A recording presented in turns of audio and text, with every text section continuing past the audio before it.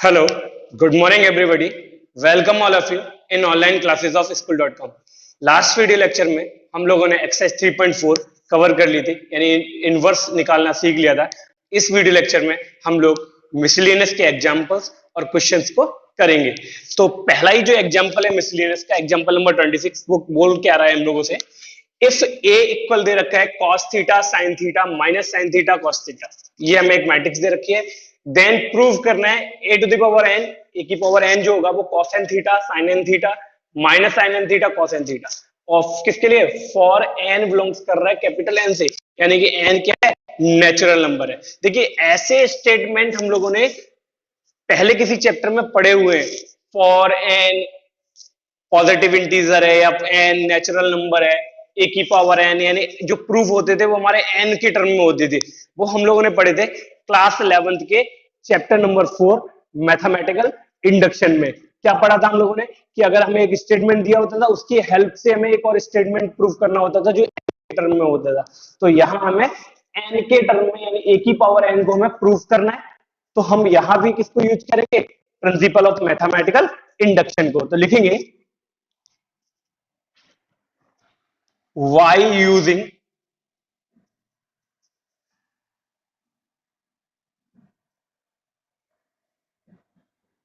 principle of mathematical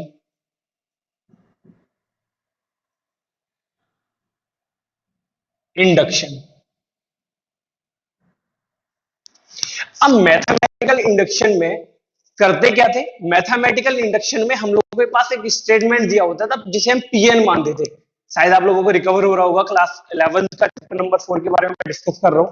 वहां जो भी स्टेटमेंट होता था उसे हम क्या मान लेते थे? पीएन मान लेते थे, और फिर उसे n इक्वल 1 पे प्रूफ करते थे, ट्रू। n इक्वल k पर ट्रू लेट कर लेते थे, मान लेते ये n इक्वल k पर ये ट्रू है, फिर n इक्वल k प्लस 1 पे उसे दोबारा से जाके ट्रू कर देते थे। तो सेम प्रोसेस यहां करनी है। तो वी हैव, हमें स्टेटमेंट क्या दे रखा है? पीएन जो है हमारा वो क्या है? ये पूरा स्टेटमेंट ही तो पीएन है।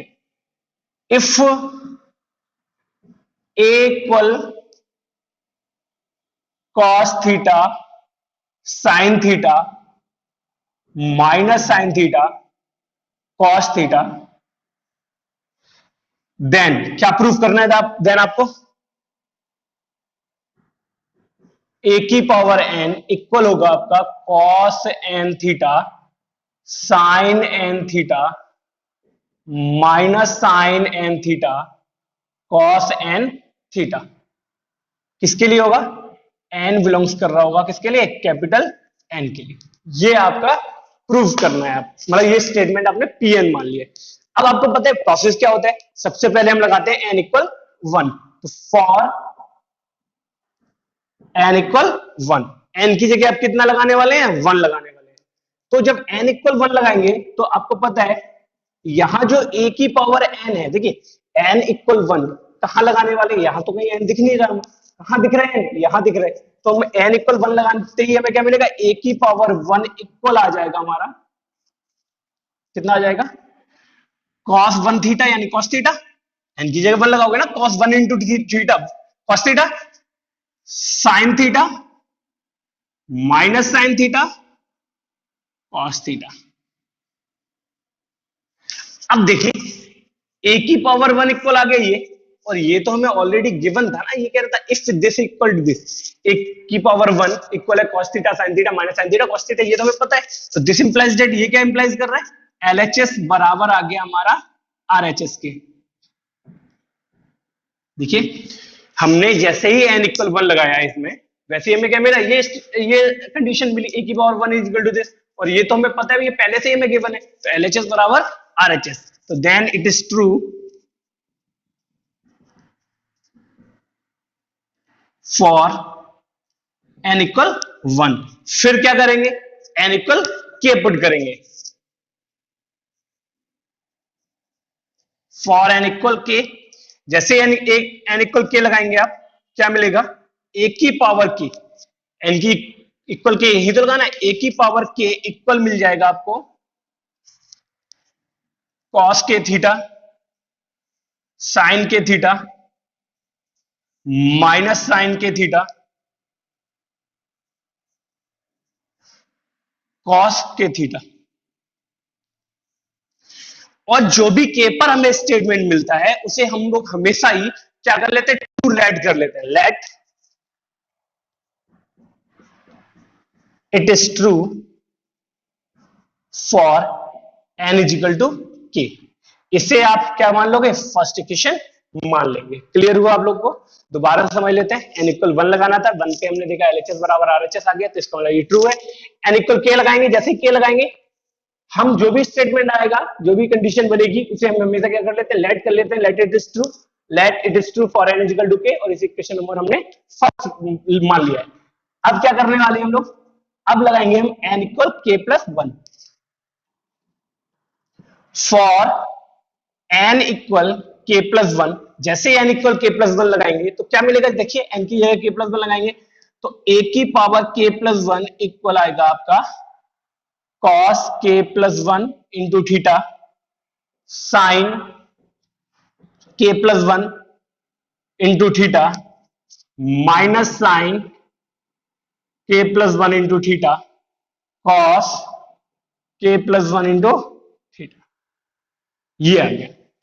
करने वाले क्या है आप लोग, बिल्कुल सबसे बड़ी बात है। अब ये तो आपने देखा तो बराबर आ गया था, यहां हमने लेट कर लिया था। अब मैंने अभी आपको बताया था कि के प्लस 1 पे हमें क्या करना पड़ता है, ट्रू करना पड़ता है।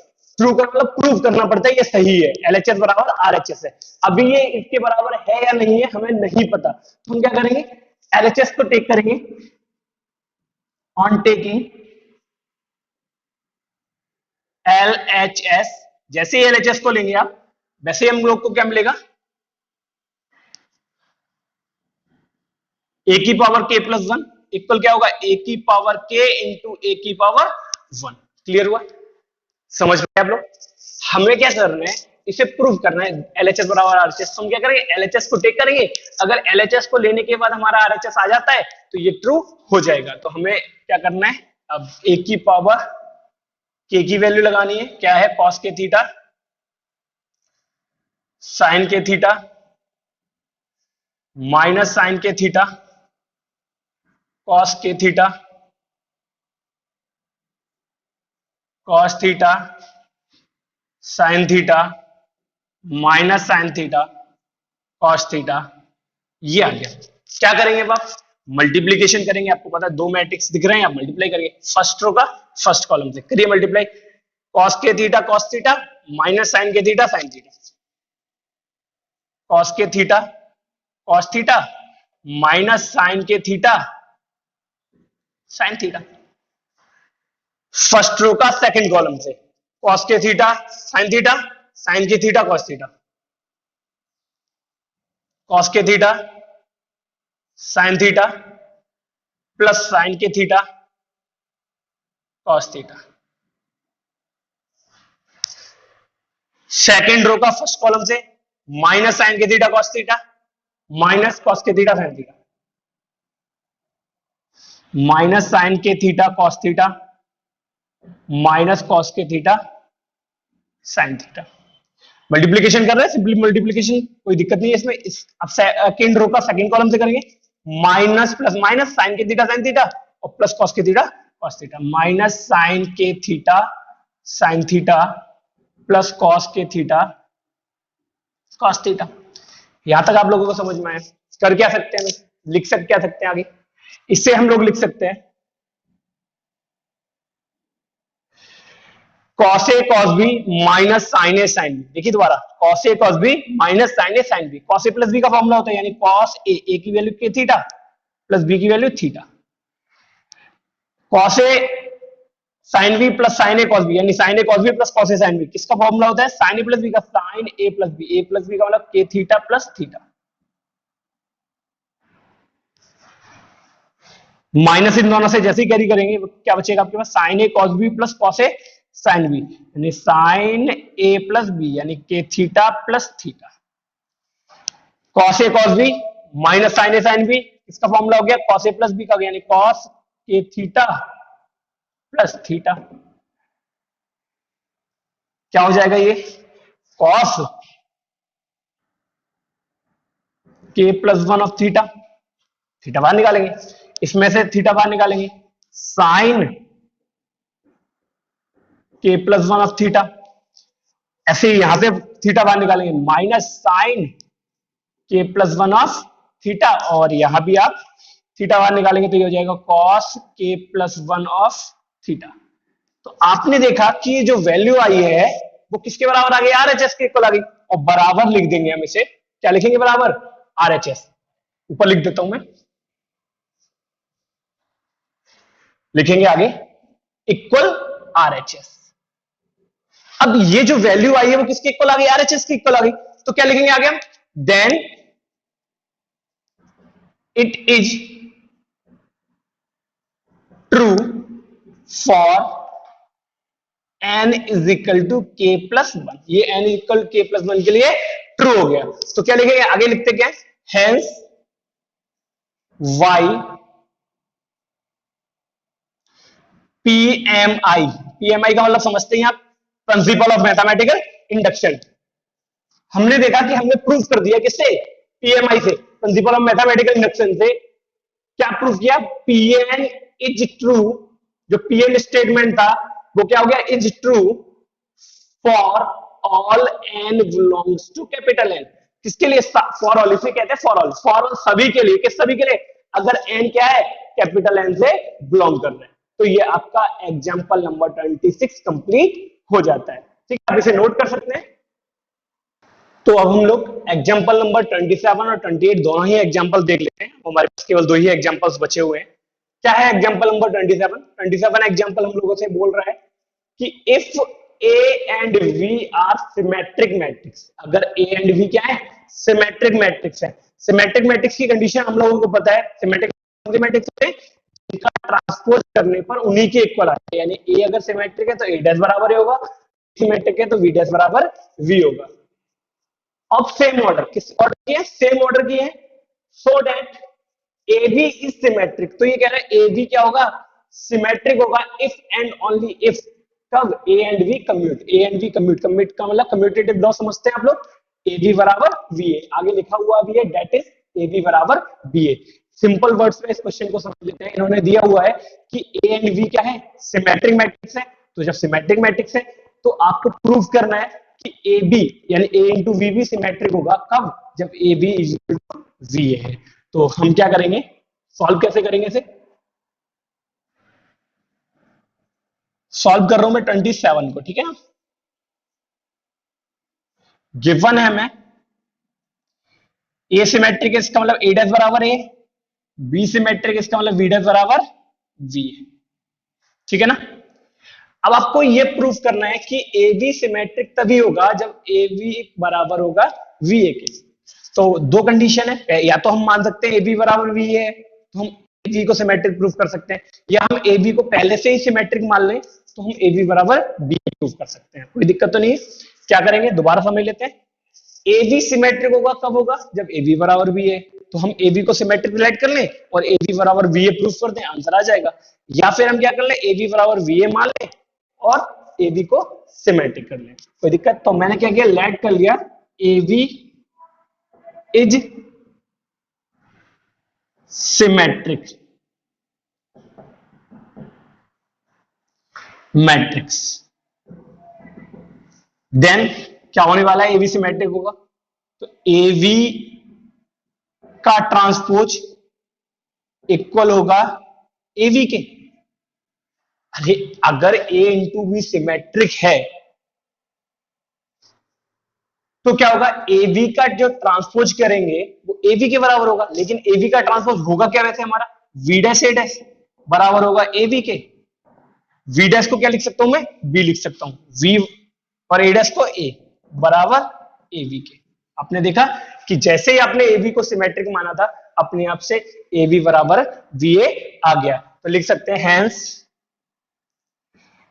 If A B is symmetric then A B equal B A. तो ये आपका क्वेश्चन नंबर 27 कंप्लीट हो गया। अब आ जाता है क्वेश्चन नंबर 28 को। अब 28 में क्या बोला हुआ है इन्होंने, ये कह रहे हैं ए की वैल्यू दे रखी है मैट्रिक्स की वी और सी, ये तीनों ही 2/2 के हैं और डी फाइंड करना है। अब डी कैसे फाइंड करना है, such that C D minus A B equal 0। सबसे पहले हम लिखेंगे क्या, since order of A comma B and C are 2/2, ABC के डी के एबीसी के तीनों के ऑर्डर क्या है, 2/2 है, एंड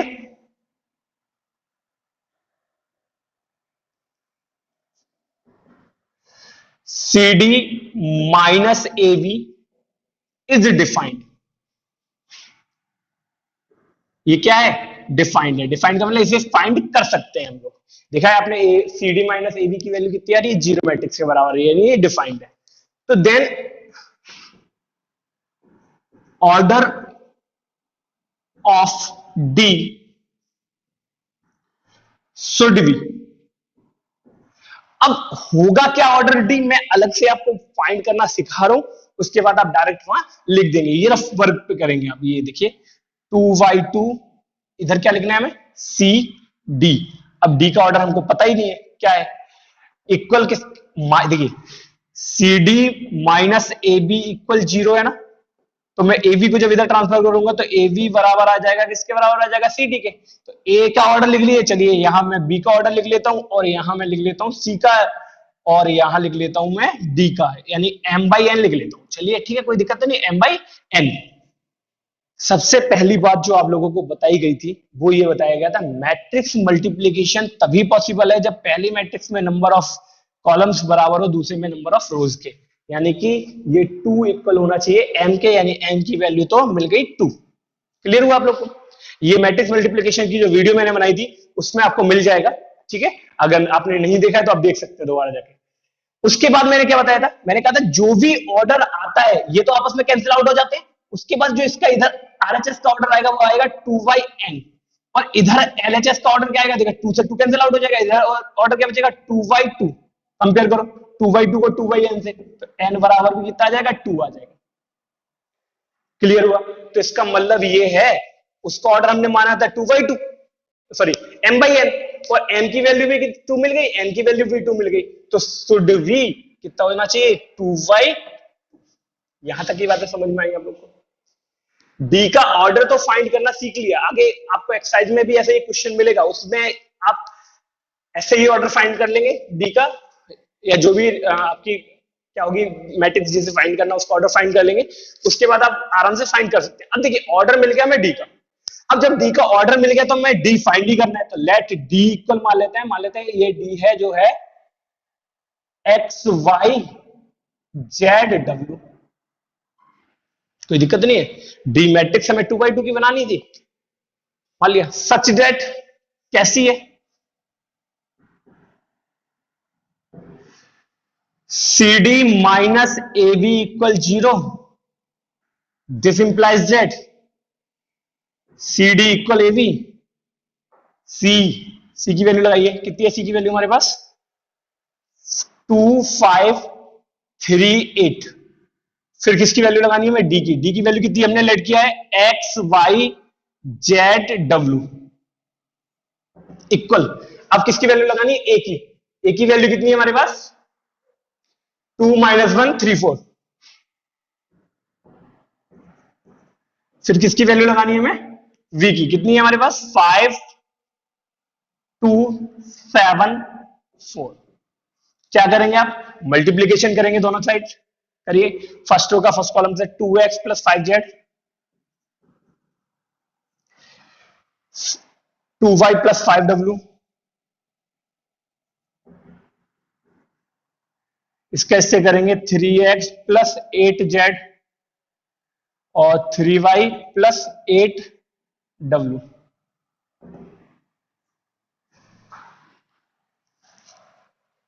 इधर मल्टीप्लीकेशन करेंगे आरएचएस में, 5 2 जाएगा 10 - 7 3 बचेगा, यहां 2 2 जा 4 - 4 0 हो जाएगा, यहां इसका इससे करेंगे कितना हो जाएगा ये 5 3 जा 15 और प्लस 28 और 15 कितना हो जाएगा 43।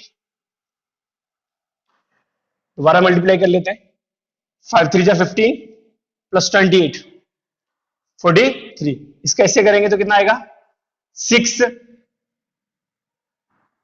और 4 4 जा 16 16 और 6 22। ये वैल्यूज मिल गए। क्या करने वाले हैं कंपेयर करेंगे ऑन कंपेयरिंग।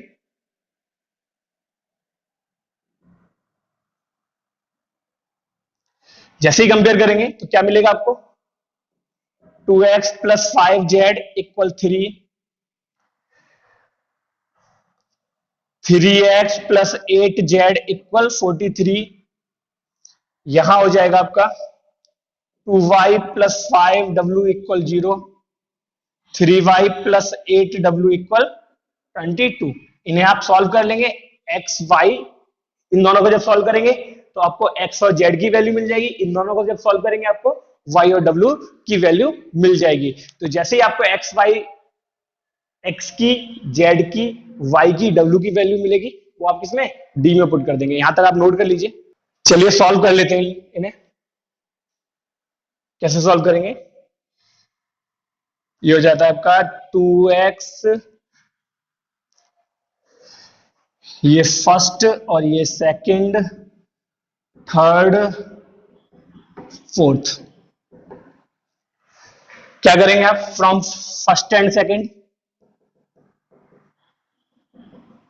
क्या मिलेगा 2x plus 5z equal 3, 3x plus 8z equal 43। क्या करने वाले हैं x या z किसी के कोएफिशिएंट को इक्वल करेंगे। चलिए x के करते हैं तो यहाँ 3 का और यहाँ 2 का मल्टीप्लाई जैसे ही करोगे ये कैंसिल आउट हो जाएगा। 15z माइनस 16z कितना हो जाएगा माइनस z इक्वल 3 3 जा 9 माइनस 2 3 जा 6 2 4 जा 8। कितना बचने वाला है z इक्वल बचेगा 77। माइनस से माइनस कैंसिल आउट हो जाएगा। z की वैल्यू किसमें पुट करेंगे आप, चलिए फर्स्ट में पुट करते हैं फ्रॉम फर्स्ट। करिए 2x प्लस 5 इंटू जेड की वैल्यू 77 इक्वल 3, 2x इक्वल कितना आएगा 3 माइनस 5 5 जा वो 5 7 जा 35, 5 7 जा 35 और 3 38। 2x इक्वल आ जाएगा माइनस 382। जैसे ही 2 से डिवाइड करेंगे तो x बराबर आ जाएगा माइनस 191। ठीक है, अब किसको सॉल्व करेंगे आप, थर्ड और फोर्थ को करेंगे फ्रॉम थर्ड एंड फोर्थ। करिए सॉल्व। कितना दे रखा है हम लोग को 2y plus 5z sorry 5w equal 0, 3y plus 8w equal 22। वही 3 का यहां मल्टीप्लाई करेंगे, 2 का यहां मल्टीप्लाई करेंगे, कितना बचेगा यहाँ, ये हो जाएगा आपका माइनस करेंगे, माइनस माइनस माइनस ये कैंसिल आउट हो जाएगा। 3 5 या 15 माइनस 16 यानी माइनस का w इक्वल आ जाएगा, कितना आ जाएगा माइनस का w इक्वल 0 माइनस 44। तो w इक्वल आ जाएगा 44 और w की वैल्यू जो हम मिलेगी हमें किसमें लगा देंगे फ्रॉम थर्ड। फ्रॉम थर्ड, जब थर्ड में पुट करेंगे w की वैल्यू तो कितना मिलेगा 2y प्लस 5 इंटू डब्ल्यू की वैल्यू कितनी है 44 इक्वल 0। ये हो जाएगा 220, y बराबर आ जाएगा माइनस के 110। क्लियर हुआ। तो हैंस लिख सकते हैं अब हम लोग, हैंस d इक्वल क्या करना था x y z w था तो x की वैल्यू लगाएंगे माइनस 191, y की वैल्यू लगाएंगे माइनस 110, z की वैल्यू लगाएंगे 77 और फिर w की वैल्यू लगाएंगे 44। ये आपका एग्जाम्पल नंबर 28 कंप्लीट हो गया। सारे एग्जाम्पल्स आपके कंप्लीट हो चुके हैं। अब हम कुछ क्वेश्चंस को डिस्कस कर लेते हैं। तो हम लोग एक्सरसाइज में क्वेश्चन नंबर फर्स्ट चेक कर लेते हैं, कैसे करेंगे इसे। मिसलेनियस का क्वेश्चन नंबर फर्स्ट चाहिए। हमें बोला हुआ है लेट ए इक्वल है 0 1 0 0, शो करना है ए आई। देखिए जो भी स्मॉल में लिखे होंगे वो सारे स्केलर होंगे और जो कैपिटल में लिखे होंगे वो सारे मैट्रिक्स होंगे। क्लियर? तो ए स्मॉल ए लिखा हुआ है, इसका मतलब कोई स्केलर क्वांटिटी, आई का मतलब मैट्रिक्स है, प्लस वी ए की whole power N is equal to होगा ए की power N I plus N into A की power N minus one V A की पावर वन, यानी A capital A, where I is identity matrix of order two. I क्या है? Identity matrix है किस order की? To की। और एन है बिलोंग्स कर रहा है कैपिटल एन। जब मैंने आपको बताया था कि जब भी एन कैपिटल एन से बिलोंग करेगा, इस सिचुएशन में करते क्या? एम आई यूज करते हैं। तो हम लिखेंगे वाई यूजिंग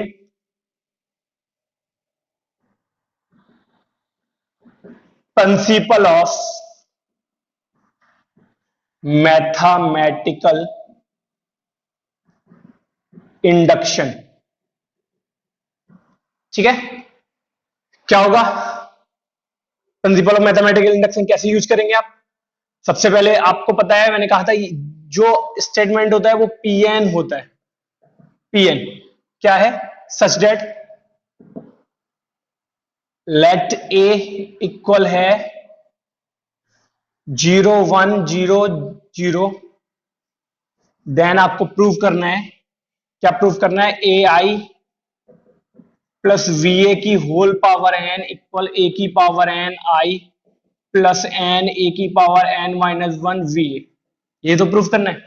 करेंगे क्या, लिखेंगे कैसे वो समझिएगा। सबसे पहले लिखते हैं for N equal one, N equal one लगाएंगे, इधर तो एन कहीं है ही नहीं, एन इक्वल वन कहां लगाएंगे उधर। तो ये हो जाएगा ए आई प्लस वी ए की होल पावर वन इक्वल आ जाएगा ए की power one I plus one into A की पावर वन माइनस वन कितना हो जाएगा? 0 वी ए। क्लियर हुआ? इसे क्या लिख सकते हैं हम लोग?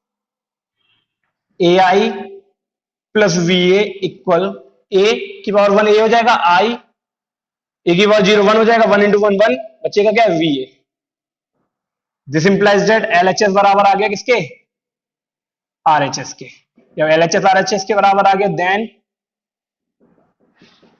It is true for N is equal to one. N is equal to one के लिए क्या है? ट्रू है। For N equal K, N equal K लगाएंगे, लगाइए एन इक्वल के, तो ये हो जाएगा ए आई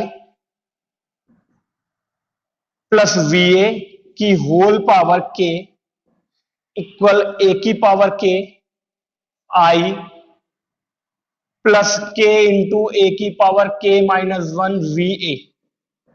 और सबसे बड़ी बात यह है कि इसे आप क्या कर लेते हैं? फर्स्ट मान लेते हैं और यहां लिख देते हैं let it is true. Let it is true for N equal K. N equal K लिए हमेशा क्या करते हैं? लेट कर लेते हैं, लेट इट इज ट्रू। अब क्या करेंगे? एन इक्वल लगाएंगे हम के प्लस वन, तो लिखेंगे for N equal K plus one. लगाइए N equal K plus one. कैसे करेंगे?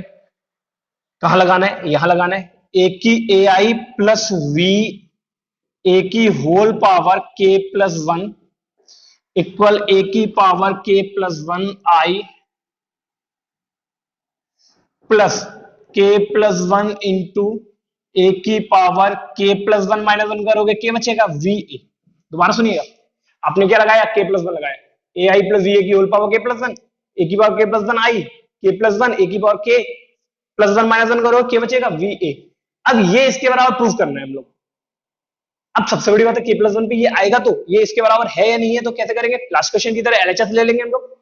तो एलएचएस जैसे ही लोगे आप, क्या है? ए आई प्लस वी ए की होल पावर के प्लस वन इक्वल क्या बचेगा? ए आई प्लस वी ए की होल पावर के into A I plus V A की होल पावर वन। अब ए आई प्लस वी ए की होल पावर के की वैल्यू कितनी है हमारे पास, ए की पावर के आई प्लस के ए की power K minus one V ए इंटू में कितना है ए आई प्लस वी ए। ये वैल्यू कहां से लगाई थी, फ्रॉम फर्स्ट। ठीक है, अब करेंगे क्या, हम मल्टीप्लाई करेंगे, सिंपल मल्टीप्लीकेशन। इसका जब इससे मल्टीप्लाई करोगे तो कांस्टेंट का मतलब स्केलर स्केलर से होगा, मैट्रिक्स का मैट्रिक्स से होगा। ए की पावर के है, ए की पावर वन है, तो ए की पावर कितना हो जाएगा के प्लस वन। आई का जब आई से करेंगे तो क्या आएगा, आई स्क्वायर आएगा। अब इसका ऐसे करेंगे तो क्या आएगा, देखो ए की पावर के आगे लिख लेते हैं, वी आगे लिख लेते हैं, कांस्टेंट स्केलर आगे लिख दिए। आई इस मैट्रिक्स है और ये मैट्रिक्स है, तो आई इंटू ए प्लस, अब इसका ऐसे करिए के ए की पावर के माइनस वन, ए की पावर वन, ए की पावर के वी ए आई। अब इसका इससे करेंगे तो क्या आएगा, देखो के ए की power K minus one B square A square. देखिए ध्यान से, आई स्क्वायर बताया आपको, आई होता है आई की पावर कितनी भी लगा दो, जैसे वन की पावर कितनी भी कर दीजिए, वन ही रहता है, तो आई की पावर कुछ भी कर दो आई ही रहेगा, प्लस ए की पावर के वी, और आई ए हो या ए आई हो, दोनों ही केस में क्या आता है, ए आता है, तो यहां भी के ए की पावर के वी ए आ जाएगा, प्लस अब देखिए यहां ए स्क्वायर आ रहा है, और ए स्क्वायर की वैल्यू पता कितनी होगी, देखो ए स्क्वायर निकाल के दिखा रहा हूं, सिंस ए स्क्वायर बराबर ए स्क्वायर की वैल्यू ए इंटू ए होगा, ए की वैल्यू कितनी, 0 1 0 0 जब मल्टीप्लाई करोगे तो ये हो जाएगा 0 0 0 0, यानी कि कुल मिला के जीरो मैट्रिक्स। और अगर आई स्क्वायर की ए स्क्वायर की वैल्यू जीरो मैट्रिक्स है तो ये पूरा जीरो इंटू समथिंग जीरो हो जाएगा, बचेगा क्या हमारे पास, इतना सा बचेगा। अब इसे क्या लिख सकते हैं हम लोग, इसे ए की पावर के प्लस वन आई प्लस इन सबसे क्या कॉमन आ रहा है, देखो यहां से ए की पावर के, वहां से ए की पावर के, यहां से बी, वहां से बी, यहां से ए, वहां से सब कुछ कॉमन आ रहा है, यहां बचेगा वन, वहां बचेगा के, तो क्या बचेगा के प्लस वन, क्या कॉमन निकाला ए की पावर के वी ए, और यही आपका आर एच एस था। तो क्या लिखेंगे, then it is also true for N equal K plus one. इसके लिए ट्रू हो गया, N equal K plus one के लिए, तो लिखेंगे फिर क्या, hence by using PMI, PMI principle of mathematical induction, क्या होगा पीएमआई से यूज करते हुए, पीएन जो था इज ट्रू, क्या होगा, ट्रू होगा, पीएन का मतलब जो स्टेटमेंट हमें दिया था, is true for all N belongs to capital N, सारे एन जो किससे बिलोंग कर रहे हैं, कैपिटल एन से। तो ये आपका क्वेश्चन नंबर फर्स्ट हो गया, आप इसे नोट कर लीजिए। एक और क्वेश्चन दिया हुआ है हम लोग को, सेकंड क्वेश्चन है, इफ ए इक्वल दे रखा है 1 1 1 1 1 1 1 1 1, सारी रोज में सारे एलिमेंट ही 1 है, देन ए की पावर एन हमें प्रूव करना है 3 की पावर एन माइनस 1 3 की पावर एन माइनस 1, जो भी हमें ये मैट्रिक्स दे रखी है, और एन बिलोंग्स कर रहा है कैपिटल एन से, फिर से आपको पता है यहाँ एम आई यूज करना है, तो फिर से हम क्या लिखेंगे यहाँ, by using principle of mathematical induction use करिए for N equal one, N equal क्या लगाएंगे, वन। पहले हम इसे पी एन मान लेते हैं, आपको बताया था सारे पूरे स्टेटमेंट को हम पी एन मान लेते हैं, तो लेट पी एन जो होगा क्या होगा, such that if A equal है 1 1 1 1 1 1 1 1 1, देन ए की पावर एन ये होगा, कितना होगा, 3 की पावर एन माइनस वन, 3 की पावर एन माइनस वन, 3 की पावर एन माइनस वन,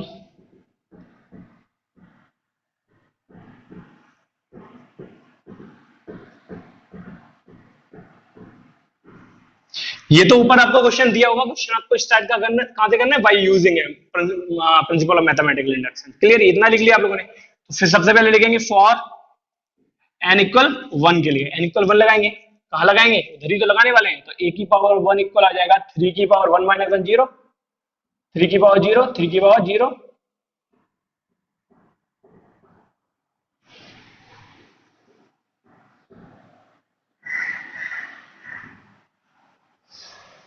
ठीक है। a मिल गया हम लोग को, इसे लिख सकते हैं a इक्वल 3 की पावर 0 1 1 1,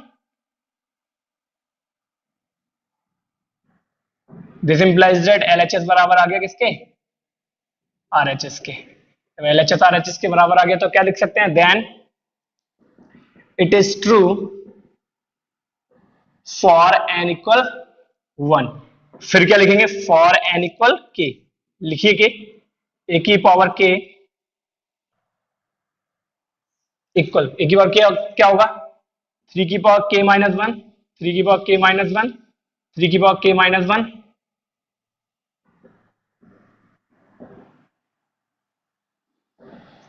3 की पावर k माइनस 1,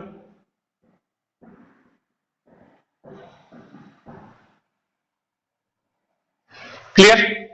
एक की पावर के हमें ये मिल जाएगा, इसे तो आपको पता है के पे तो हमेशा लेट कर लेते हैं, लेट इट इज ट्रू,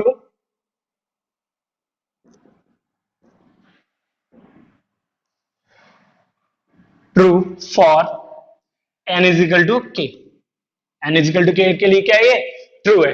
फिर अब कहां से स्टार्ट करेंगे आप, n is equal to K plus 1,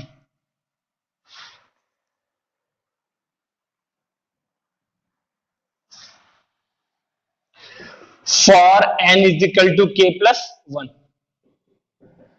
लगाइए के प्लस 1 क्या आएगा आपका, a की पावर k प्लस 1 इक्वल मिलेगा आपको 3 की पावर k प्लस 1 माइनस 1 करोगे 3 की पावर k हो जाएगा ना, 3 की पावर k, 3 की पावर k, 3 की पावर k,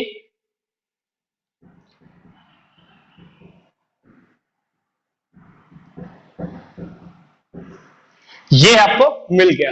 अब आपको क्या करना है, k प्लस 1 पे ये ट्रू है या नहीं है कैसे पता चलेगा, LHS चेक करेंगे, अगर LHS सॉल्व करने के बाद RHS आ जाता है इसका मतलब ये k प्लस 1 पे ट्रू है, और हमें k प्लस 1 पे ही तो ट्रू करना है।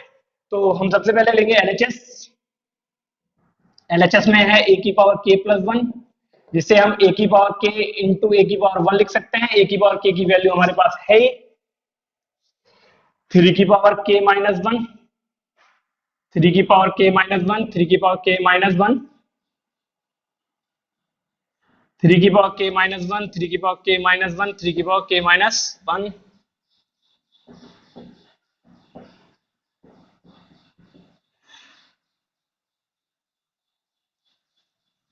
और यहाँ है इसकी a की पावर 1 की वैल्यू कितनी है, 1 1 1 1 1 1 1 1 1। अब मल्टीप्लाई कैसे करेंगे, थोड़ा समझिएगा मल्टीप्लीकेशन करना आप इसका। मैं क्या करूंगा, फर्स्ट रो का फर्स्ट कॉलम से मल्टीप्लाई करूंगा, तो क्या मिलेगा क्या मुझे, जब फर्स्ट रो का फर्स्ट कॉलम से मल्टीप्लाई करूंगा 3 की पावर k माइनस 1, 3 की पावर प्लस 3 की पावर k माइनस 1 प्लस 3 की पावर k माइनस 1, 3 की पावर k माइनस 1 प्लस 3 की पावर k माइनस 1 प्लस 3 की पावर k माइनस 1, कुछ कॉमन आ रहा है, 3 की पावर k माइनस 1 पूरे से कॉमन ले लेंगे, बचेगा क्या हमारे पास, यहाँ हमारे यहाँ पास बचेगा 1 1 1 1 1 1 1 प्लस 1, कुल मिला के 1 3 बार आ रहा है, तो 3 इंटू 3 की पावर k माइनस 1, और जब 3 इंटू 3 की पावर k माइनस 1 लिख सकता हूं मैं ऐसे, कोई दिक्कत आपको पता है, जब इसको इससे मल्टीप्लाई करेंगे तो ये मिलेगा, मैं डायरेक्ट लिख लेता हूं यहाँ 3 इंटू 3 की power k minus 1। Similarly first row का सेकंड कॉलम से करूंगा तब भी सेम यही एलिमेंट मिलेगा मैं, तो हम यहाँ भी लिख लेते हैं 3 इंटू 3 की पावर k माइनस 1, यहाँ भी 3 इंटू 3 की पावर k माइनस 1, 3 इंटू 3 की पावर k माइनस 1, 3 इंटू 3 की पावर k माइनस 1, 3 इंटू 3 की पावर k माइनस 1, 3 इंटू 3 की पावर k माइनस 1, 3 इंटू 3 की पावर k माइनस 1, 3 इंटू 3 की पावर k माइनस 1। कुल मिला के आपको पता है मल्टीप्लाई करेंगे, 3 की पावर 1 है, 3 की पावर k माइनस 1 है, 3 की पावर कुल मिला के कितना हो जाएगा, 1 ऐड करोगे k माइनस 1, 1 से 1 कैंसिल आउट हो जाएगा, 3 की पावर k हो जाएगा, 3 की पावर k, 3 की पावर k, 3 की पावर k, 3 की पावर k, 3 की पावर k, और यहाँ भी 3 की पावर k,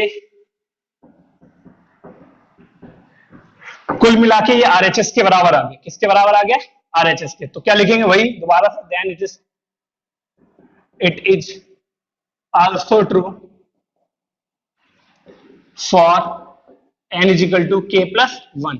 तो फिर आगे क्या लिख देंगे, वही y यूजिंग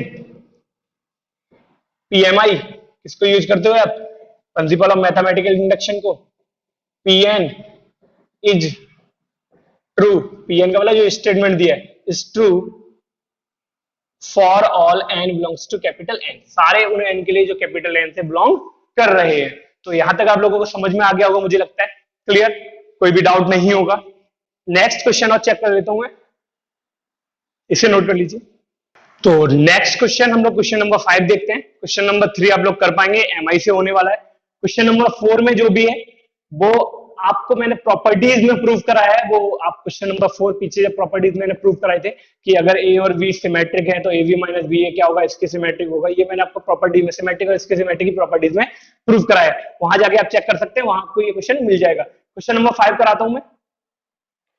लिखा हुआ है so that the matrix V dash A B symmetric, ये सिमेट्रिक होगी और इसकी सिमेट्रिक या फिर इसकी सिमेट्रिक होगी according as A is symmetric और इसकी सिमेट्रिक। किसके अकॉर्डिंग? ए सिमेट्रिक है या फिर इसकी सिमेट्रिक है।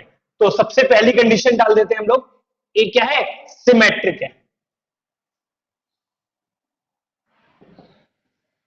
केस नंबर फर्स्ट,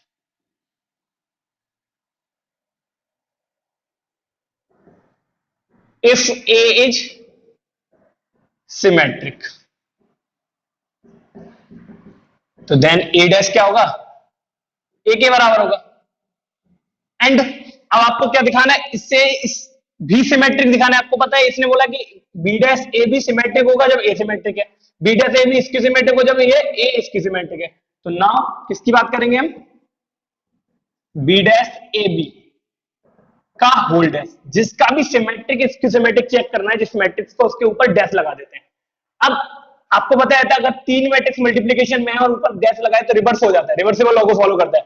कौन सा बताया था मैंने? सिंस ए बी सी का होल डैश बराबर होता है सी डैश बी डैश ए डैश। क्लियर हुआ ना? ये मैंने आपको पहले क्लियर करा चुका हूं। तो यहां हो जाएगा वी डैश ए डैश और v डैश का भी डैश।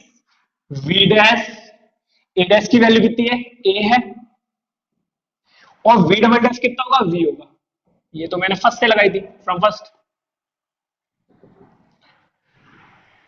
सिंस आपको पता है कोई भी मैट्रिक्स अगर p है उस पर 2 बार डैश लगा दिया जाए लौट के p ही आ जाता है।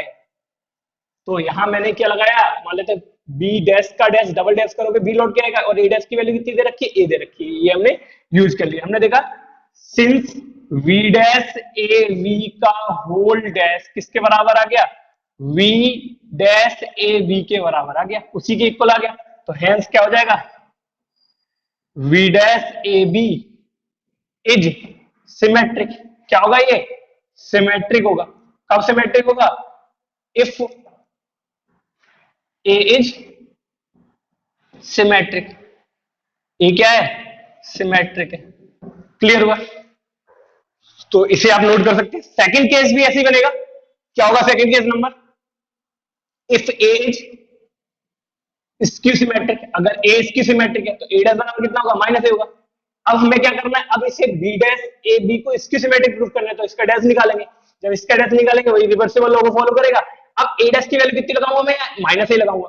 बी डैश का डबल डैश तो वी रहेगा, और प्लस माइनस माइनस हो जाएगा, ये माइनस आ गया। आपने देखा जिसका डैश निकाल रहे तो उसी के नेगेटिव के बराबर आ गया। जब नेगेटिव के बराबर आ गया तो ये क्या हो जाएगा? स्क्यू सिमेट्रिक हो जाएगा। कैसा हो जाएगा? ये स्क्यू सिमेट्रिक हो जाएगा। कब हो जाएगा? If A is skew symmetric. तो दोनों ही केस आपने क्लियर कर लिए। तो क्वेश्चन नंबर 5 तक मैंने आपको क्लियर करा दिया है। बाकी क्वेश्चन आप लोग बहुत आसानी से कर पाएंगे। जो भी क्वेश्चन नहीं आते वो आप कमेंट सेक्शन में छोड़ दीजिए कि जो क्वेश्चन नहीं आया।